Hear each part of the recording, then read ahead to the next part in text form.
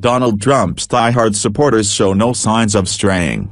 They wash their hands of neo-Nazis and wag their fingers at leftists. They denounce a press corps they see as biased and controversies they view as manufactured. But in this frenzied blame game over the deadly violence at a rally of white supremacists, Donald Trump's loyal base is happy to absolve the president himself, even as Trump's zigzag response to the weekend bloodshed in Charlottesville, Virginia, has brought criticism from some Republican lawmakers. Many men and women who helped put him in office remain unmoved by the latest uproar. "He has done nothing to turn me away from him," said Patricia Aleeyah Robinson, of Toledo, Ohio. Robinson is black and her support of Trump has put her at odds with many in her life, costing her friendships and straining family relationships. But the 63-year-old retired truck driver sees the controversy over Trump's response to Charlottesville as being driven by those seeking to disrupt his agenda and push backers like her away.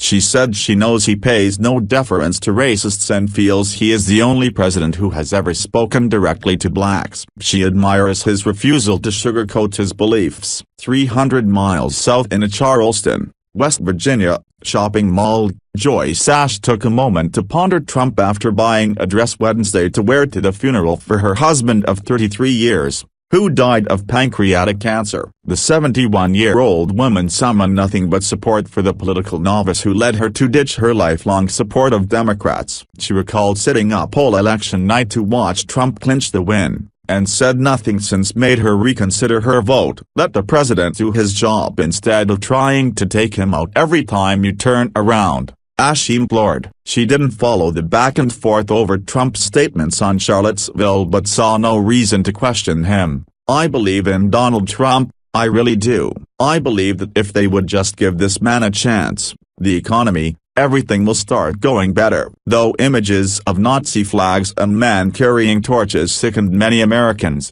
the president's most ardent champions saw no reason any of that should change their feelings for Trump. "You know why it doesn't bother me? Because he is everybody's president whether you like him or don't like him. Everything he does, he's doing it for our country," said Patsy German, a 70-year-old retired factory worker in New Bern, North Carolina. "And if you don't like being here, you need to leave." Such enthusiasm may be unsurprising in some ways. Trump himself boasted last year he could stand in the middle of Fifth Avenue and shoot somebody and I wouldn't lose voters. Polls showed his approval ratings dipping even before this flare-up, and now some commentators are proclaiming a historic low point and late-night comedians have turned serious. But many Trump voters interviewed Wednesday showed no sign of moving away from him. In Florida, 50-year-old Stephen Dameron of Spring Hill said the president handled the Charlottesville situation well, and he agreed with Trump that both sides were to blame. In Iowa, Brandon Nunn,